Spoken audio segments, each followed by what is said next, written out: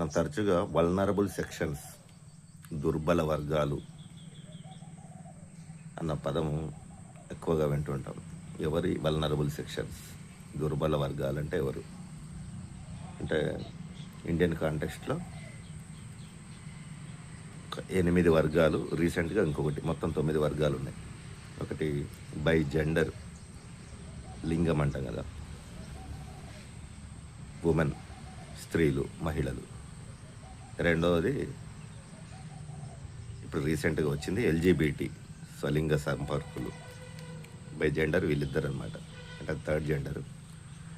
ఇంకా by age ఇద్దరున్నారు,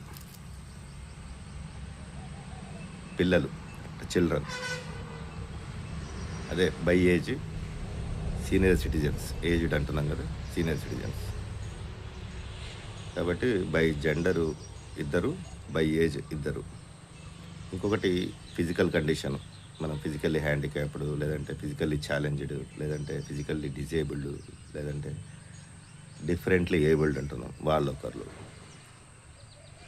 మొత్తం 5 అయ్యారు. నెక్స్ట్ ఇంకా 4 ఎవరు అంటే బై కమ్యూనిటీ, లేదంటే category, SC, ST, BC, minority.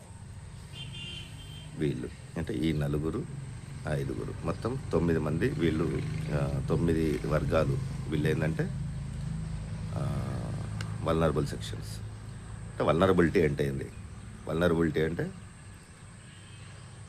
వాళ్ళ హక్కులను కాపాడుకోలేని, వాళ్ళ ప్రయోజనాలని వాళ్ళు నెరవేర్చుకోలేని వర్గాలన్నమాట.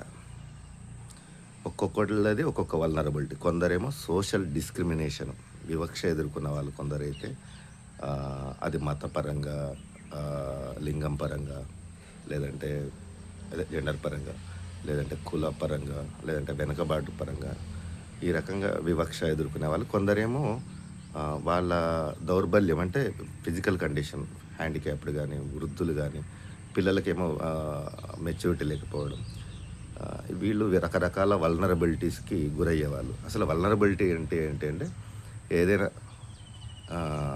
ప్రమాదం వచ్చినప్పుడు, లేదంటే ఏదైనా సమస్య వచ్చినప్పుడు, కరువు కాటకాలు లాంటివి కానీ, విపత్తులు కానీ, సామాజిక పరమైన ఇవి సమస్యలు వచ్చినప్పుడు కానీ ఎక్కువగా ప్రమాదానికి గురయ్యే వాళ్ళు, ప్రమాదానికి లోనయ్యే అవకాశం ఎక్కువ ఉన్నవాళ్ళు, వీళ్ళను వల్నరబుల్ సెక్షన్స్ అంటాము.